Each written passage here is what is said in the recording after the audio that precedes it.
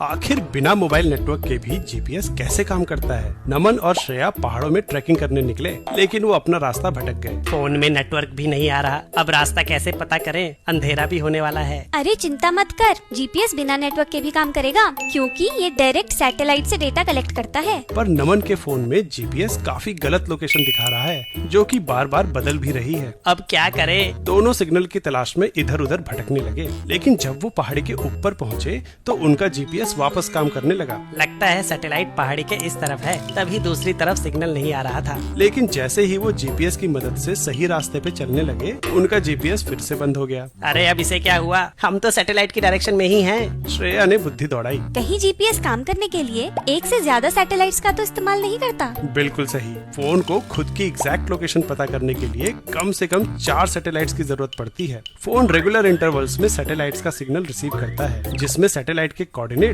और सिग्नल के निकलने के टाइम की इंफॉर्मेशन होती है, जिसका इस्तेमाल कर जीपीएस फोन की एग्जैक्ट लोकेशन निकाल लेता है। वो कैसे? सिग्नल एक इलेक्ट्रोमैग्नेटिक वेव होती है, जो कि लाइट की स्पीड से ट्रेवल करती है। तो अगर हमें सिग्नल के सैटेलाइट से निकलने का टाइम पता है, तो हम उसे फोन के टाइम से माइनस करके जितना टाइम सिग्नल को आने में लगा वो निकाल सकते हैं। इस टाइम को लाइट की स्पीड से मल्टीप्लाई करके सैटेलाइट की फोन से दूरी पता चल जाएगी। लेकिन सिर्फ एक सैटेलाइट के डिस्टेंस से सही लोकेशन पता नहीं कर सकते, क्योंकि फोन इस डिस्टेंस के स्फीयर पे कहीं भी हो सकता है। तब तो सिर्फ एक और सैटेलाइट की ही जरूरत पड़नी चाहिए, और जहाँ दोनों सैटेलाइट्स के स्फेयर्स मिलते हैं वहाँ से हमारी लोकेशन पता चल जाएगी। लेकिन जरूरी नहीं कि स्फेयर्स एक ही पॉइंट पे मिले, वो 2 पॉइंट्स पे भी मिल सकते हैं, और हमारी लोकेशन इन दोनों में से कोई भी हो सकती है। इसलिए तीसरी सैटेलाइट भी जरूरी होती है, जिससे हमारी लोकेशन का एकदम सही अंदाजा लगाया जा सकता है। अब हमें तीनों सैटेलाइट्स के कोऑर्डिनेट्स अर्थ के सेंटर के रिस्पेक्ट में पता है, पर तुम्हारे नहीं। लेकिन तीनों सैटेलाइट से तुम्हारे डिस्टेंस पता होने की वजह से डिस्टेंस की 3 इक्वेशंस बनती हैं, और इन 3 इक्वेशंस को सॉल्व कर